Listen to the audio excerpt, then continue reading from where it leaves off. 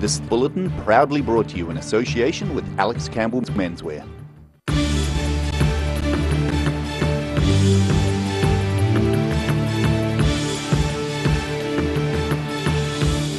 Tonight on The South Today, Dunedin City Councillor Lee Vandervis votes against adopting the Council's annual report. Local and regional authorities are in Queenstown raising awareness about flood risk and disaster management for the region. And we meet up with one of the councillors who voted against proposed restrictions on Freedom Campers yesterday.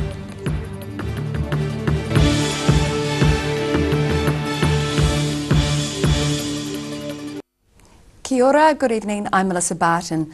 Dunedin City Councillor Lee Vandervis voted against adopting the Council's annual report yesterday. Vandervis claims the plan is unsustainable. Roselle LeBone has more. Councillor Lee Vandervis was the sole dissenting voice in a discussion around the Dunedin City Council 2017 report yesterday. Vandervis called the report short-sighted and hypocritical. He says infrastructure is going backwards and capital spending is a fraction of what it should be. Simply by not spending what's required on infrastructure, we have made it look like the debt is not getting any worse. Vandervis accused the council of levelling criticism at Delta and Aurora for not maintaining their network when the DCC was doing the same. Especially in water, but also in roading and footpaths. And it's for this reason that I have in the past voted against adopting this plan because I don't think it's sustainable. Mayor Dave Cull and Councillor David Benson Pope took issue with Vandervis's comments. A good number of his conclusions were wrong, not to say absolute rubbish, but I believe that he sincerely believes them, and they are the basis for his not voting to approve this. So I'm not going to allow the point of order. Councillor Benson Pope said it was not a discussion about council expenditure or a performance audit. Roselle LeBone, The South Today. The gap between Chief Executive's compensation and worker income is widening, according to new University of Otago research. Helen Roberts of the Otago Business School says her study shows New Zealand's CEO compensation is increasing almost 5 times faster than worker income in New Zealand. CEOs are now paid 30 to 50 times more than the average wage of $60,000. Dr. Roberts' study of CEO compensation for publicly listed New Zealand firms covers the period between 1997 and 2013. The highest paid executive of a listed New Zealand company this year is Fonterra CEO Teo Spearings, who received an $8.32 million salary package. Chances of Queenstown flooding in spring and summer is quite high, according to the Emergency Management Otago, which is Otago's civil defence agency. Local and regional authorities are in the resort this week, raising awareness of flood risk and disaster management. Mina Amso has more. Chances that people out and about enjoying a sunny day on Queenstown's waterfront today were worrying about flood risk was extremely low. However, local and regional authorities say flooding could happen and Queenstown needed to be prepared. Emergency Manager for Emergency Management Otago, Trevor Andrews, says there's a high chance of flooding in Queenstown in the spring and summer periods. I'm not sure I can give you a statistic on that, but historically it's flooded every 5-10 years. Spring of 1999 saw the worst flooding in the resort's history. Floodwaters of up to 1 metre deep spread 200 metres inland and devastated some businesses. Andrews say to be prepared means people and businesses need to be aware of flood risks, have a plan and find out ways to implement it. Do you need sandbags? Do you need a vehicle to move your goods and stores? Do you need something as simple as a trolley to move stock upstairs? He says there's 13% chance of the lake exceeding its normal level in any year and a 75% chance of that happening in any 10-year period. Otago Regional Council natural hazard expert Hugo Blur says the risk of another flood is real. What we need is some northwesterly weather systems that bring a lot of rainfall to the Queenstown area. But we also need these events to stall as well. He sees a series of such fronts is needed before lake levels rise enough to cause flooding. And Blur sees the potential effects of climate change on flood risk as real too. The assumption here is that we can expect high rainfall, or more, the intensity of rainfall may increase in the future, but we also have to balance that with whether we think the snow cover might decrease as a result. The Civil Defence Agency is working with ORC and Queenstown Lakes District Council to provide flood warnings and information. And Andrews is advising businesses of the need to take responsibility for staff and visitors. Mina Amso, The South Today. World Vegan Day is being celebrated in Dunedin this evening at the Age Concern building from 5:30 p.m. Organisers are inviting people to bring vegan food to share. However, there will also be a vegan barbecue outside the venue. The event has been coordinated by the Dunedin Otaputi Vegan Society. The organisation says all are welcome, vegan and non-vegan alike. Yesterday's Dunedin City Council decided against further restrictions on freedom campers visiting Dunedin. The South Today met up with one of the councillors who voted against the proposed changes. Dunedin City Council voted with a slim majority to continue allowing freedom campers without self-contained toilets in their vehicles to camp at Warrington and Ocean View. Councillor Lee Vandervis believes the proposed restriction on vehicles without toilets was not workable, and he has already been receiving critical emails about the way he voted. Lee, you are just bloody plain wrong. We don't want these low-grade tourists at all. That's what everyone's saying, FFS, which I think you know what that means. A few of Dunedin's locals said they didn't mind freedom campers as long as they were tidy. I think it's just disappointing that the campers that come are leaving rubbish or mucking things up. I actually don't mind it. It's the few that do ruin it for all the rest. Freedom campers told the South Today they understood that people not following the rules could ruin it for everyone, but financial constraints were influencing their camping site choices. It's quite nice to have places like this, and we also go a lot of times to camper van parks, like holiday parks and stuff, but it's kind of expensive, and so after spending 3 or 4 nights on a paying camper, like a campsite, it's good to have a cheap one or a free one like this. Vandervis says he hopes for a more thought-out solution to the issues of freedom camping rather than an all-out ban on vehicles without toilets. I have a lot of sympathy with the people who really find that these less than helpful tourists sometimes really do impinge on their lifestyle. And we recognise that it's a serious problem. We're trying to do something about it.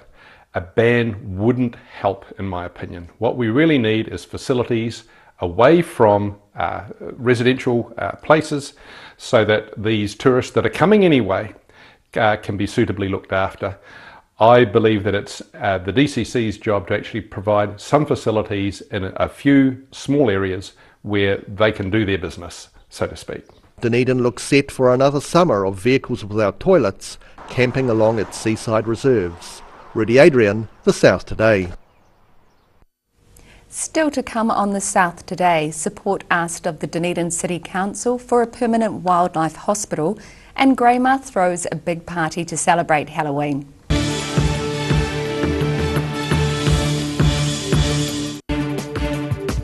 For all your news from the southern regions as it happens, go to our Facebook page. The South Today, connecting you with your community thanks to New Zealand On Air. Motor Trade Finance proudly brings you Rural Delivery. A look at the places and faces behind New Zealand agriculture. Tuesday evenings 8:30, repeating Saturday morning at 8 and Sunday afternoons 4:30.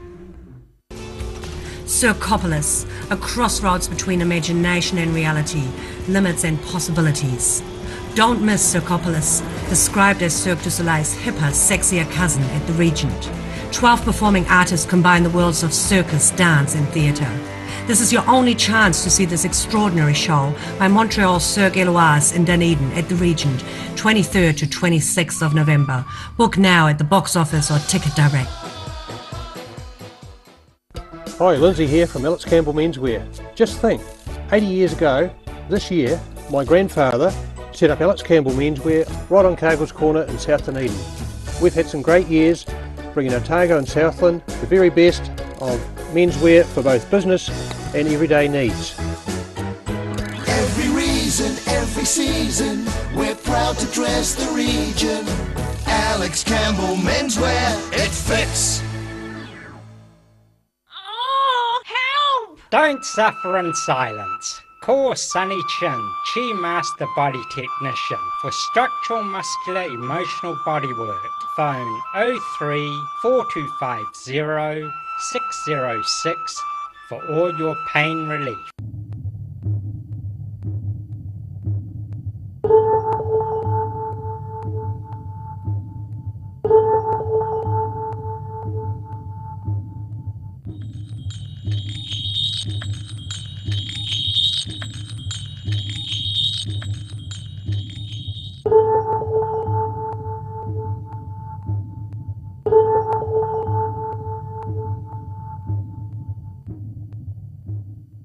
The University of Otago, an institute of world-class education and the social epicentre of the city, with outfits needed for more formal functions like the ball and for less formal functions like the zoo. Are you sure? Yeah, trust me. Yeah, Dad, you'll definitely see me. I'm the one in the yellow and blue face paint and the onesie in the zoo.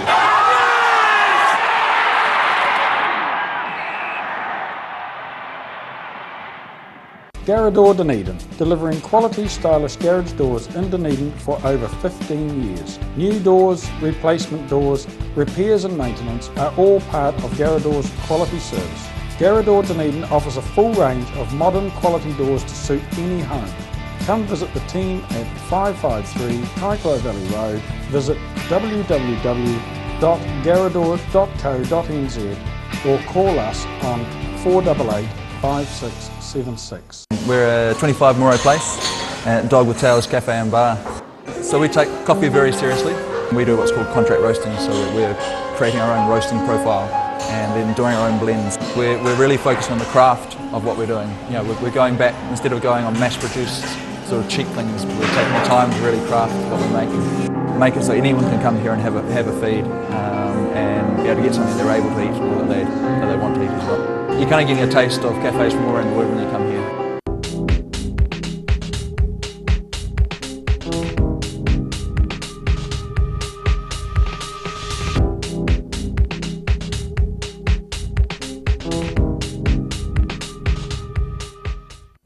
Love at First Sniff takes a humorous look at dog weddings and all things canine. Brought to you by Murray's Vets, Radical Dog Food and Goodwood Kennels. Love at First Sniff, 7 p.m. Sunday.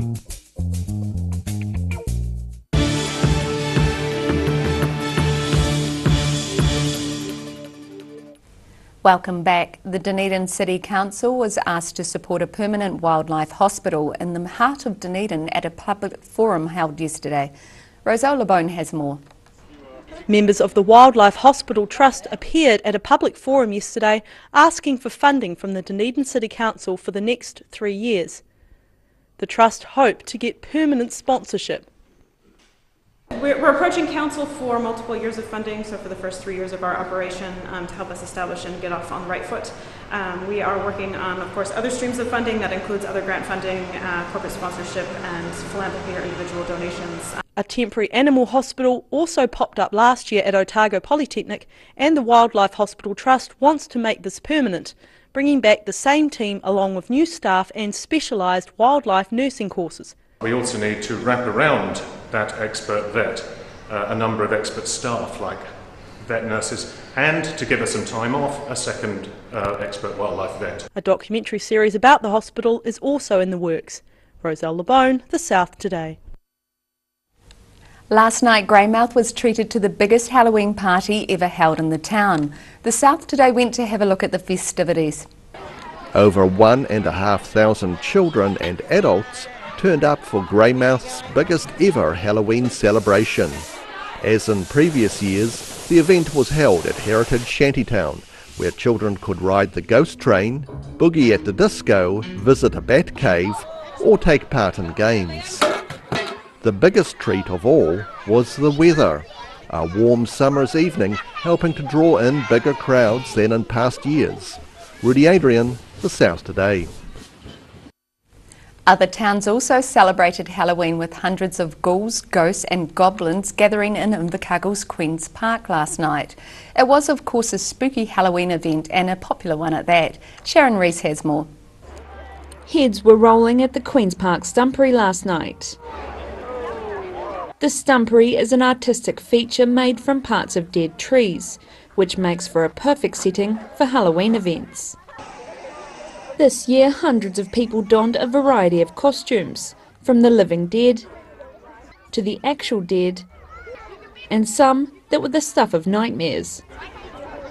And it wasn't just children participating, with parents and even animals getting into the spirit of things.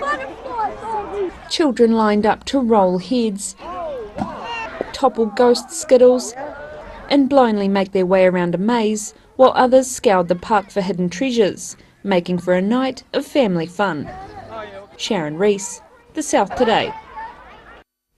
After the break on The South Today, passengers using Queenstown's new $2 bus service are in for a treat later this month, and we check out the outlook for Thursday.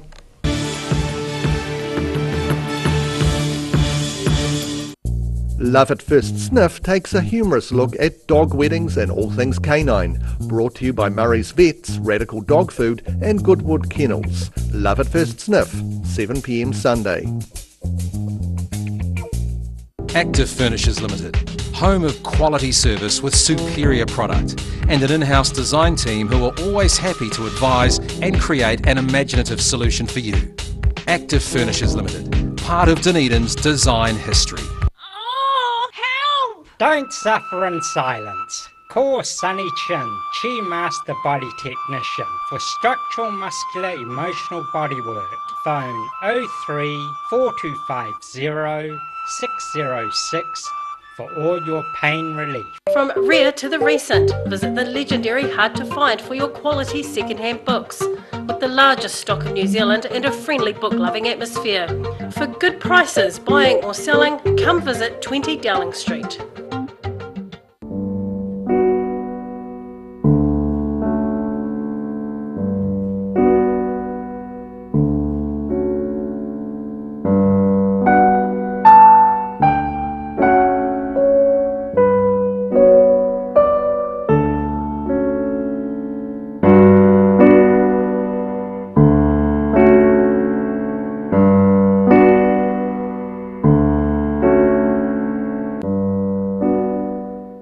When it's time to say goodbye to your pet, Heaven Sent Pet Cremations are here to help you through this difficult experience.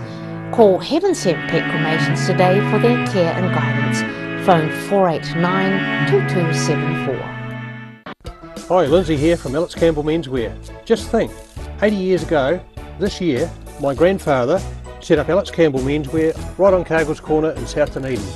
We've had some great years bringing Otago and Southland the very best of menswear for both business and everyday needs. Every reason, every season, we're proud to dress the region. Alex Campbell Menswear, it fits. For 3 generations, the Kilpatrick family have ensured Jimmy's pies are still world famous in the South Island. Made to an old family recipe, Jimmy's pies have been one of New Zealand's traditional takeaway foods, prepared daily on the premises alongside a range of savouries, sausage rolls and cakes. Jimmy's pies are distributed throughout the lower South Island. Jimmy's pies are sure to satisfy your travelling munchies. Circopolis, a crossroads between imagination and reality, limits and possibilities. Described as Cirque du Soleil's hipper, sexier cousin. Don't miss this extraordinary show. At the Region, 23rd to 26th November. Book now. Bring some more joy into your world by adopting one of our adult animals at SPCA Otago. Call now on 473 8252. Please adopt a pet now. They will love you forever.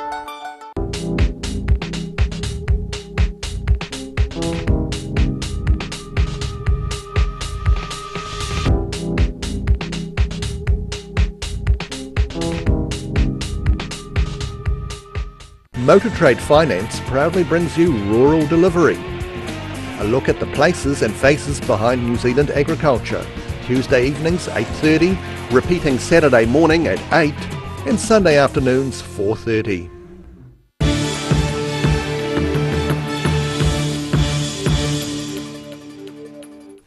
Thanks for staying with us. Passengers who use Queenstown's new $2 bus service later this month will be in for a bonus. They will ride for free during the first week. But wait, there's more. Mina Amso explains. Passengers using the $2 all-bus service will board for free for the week from November 20th. As well, free go-cards are being offered during the first week to anyone on board. They usually cost $5 each. Then in April next year, a new tag-on, tag-off ticketing system and an online top-up module will be rolled out. And you'll place it against the boarding validator, which is at the door when you get on, and you'll do the same when you get off. Now it's all driver interaction. We're also looking for the Queenstown area and Dunedin implementing cashless reload devices on the street. So top-up machine, so you can use your EFTPOS card or your credit card to top up your travel card. The $2 flat fare allows passengers to travel from any point to any destination in the Wakatipo region. So if you get on at Arthur's Point and you're going to Jack's Point, it'll only cost you $2, providing you're using your Go card. The transfer between buses will not cost you anything. Buses will also have free Wi-Fi available on board.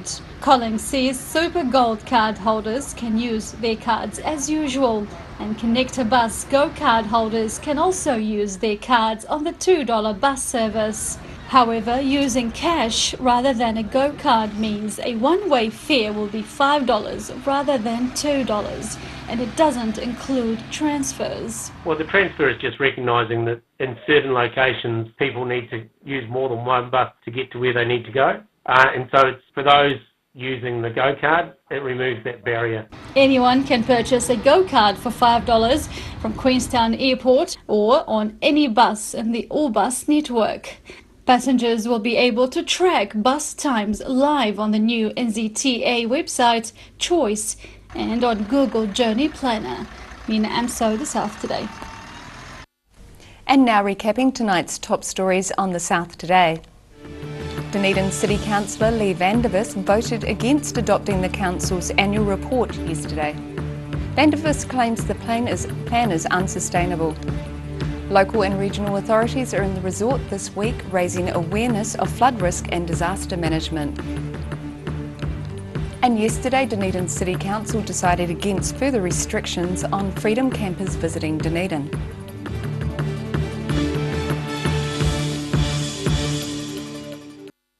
And now look at what's happening in tomorrow's ODT. Welcome, Paul Gorman. Hello, Melissa. Hi, welcome to... Thank you. Yes. So what have we got tomorrow? Do we want to talk weather? Oh, yes. We've been having such a nice week with the weather, and the question is, will that carry on over the summer? Well, according to NIWA, it sounds like we could have a nice, hot, dry summer. I've got my fingers crossed. Yeah. Of course, that's not good news for everyone. Like, that won't be good news for farmers, and it's very dry in central Otago already. And as I explained, there will also still be cold spells, but a La Nina weather pattern seems to be good for the further south you go in the country. So that could be a nice summer coming up. As long as there's a bit of rain, just a tiny bit of rain. Yeah, it's nice to have the rain. We've also got a follow-up tomorrow on the Freedom Camper decision. We've talked to some people in Warrington who aren't that happy about the decision not to ban freedom camping, and also there's some concerns from councils that they are now going to have to provide a lot of facilities that they maybe thought they might not have to, like make sure there's adequate facilities for everyone. Yeah, because they'll increase demand too. It's a big concern, and I mean that's one that the Department of Conservation's been struggling with too, more broadly, providing toilets and car parks and everything that you need for that. So and waste collection as well. Yeah, waste collection. That intensifies too. Yeah, we've got that one. Interesting photo going in tomorrow. A Queenstown woman has made a stitching of Gareth Morgan, and she's used a fairly unusual medium for that. So I'm not sure how much I should tease you on what's in that, but it's actually made of cat hair. So that's a nice photo. I was going to say maybe cats. You're spot on. Yeah, cats, and also some research out of Otago University about the growing gap between what most people get paid and what CEOs get paid. Some of this research shows that the CEO pay has been increasing at 5 times the rate of average wages, and the average CEO gets 30 to 50 times more than the average worker. So that's a huge difference. It's a very big difference, yeah. So read about that tomorrow. Oh, wonderful. Thank you, Paul. And definitely something to read in tomorrow's ODT. Now it's time for a look at tomorrow's weather. This weather update is proudly brought to you by Silverhorn Collagen Plus. Starting with today's southern view, taken of Union Street Bridge across the Leith. Looking at the situation, a front in the Tasman Sea will move closer to the south with rain developing tomorrow night, and the next few days will see frequent showers in the western south. Looking at the very south, Balclutha, Catlins, Gore and Lumsden can all expect freshly northerlies, late rain and 19 degrees. Westwards to central, Alexandra, cloud increasing and 23 degrees. Queenstown, late rain and 19. Wanaka, late rain and 20. And Tiana, rain and 17. Travelling further northwards, Oamaru and Timaru are in for moderate northerlies, high cloud increasing, and it's 22 and 23 degrees for both of you. Amarama and Twizel, freshening northerlies, late rain and 20 degrees. And in Dunedin tonight, cloud is increasing with an overnight low of 11 degrees. Tomorrow mostly cloudy with low cloud at first breaking and some sunny periods developing, but high cloud increasing above, mild with moderate northeasterly winds, some rain developing at night, 19 and 12. And it's mostly cloudy with rain on Friday, clearing mid-afternoon, warm with moderate northerly winds, tending westerly, 20 and 9 degrees. And in Invercargill tonight, it will be fine with an overnight low of 10 degrees. It's fine tomorrow with high cloud increasing and lowering during the day, mild northerly winds becoming fresh and gusty. Some rain developing from the evening, 21 and 9, and rain easing to showers on Friday with fresh to strong, cool west to southwesterly winds developing, and it's 15 and 9. And that's our news for this Wednesday. For the latest news from the South Today team, you can follow us on Facebook and at channel39.co.nz. I hope you all have a great evening. Take care. Ka kite anō.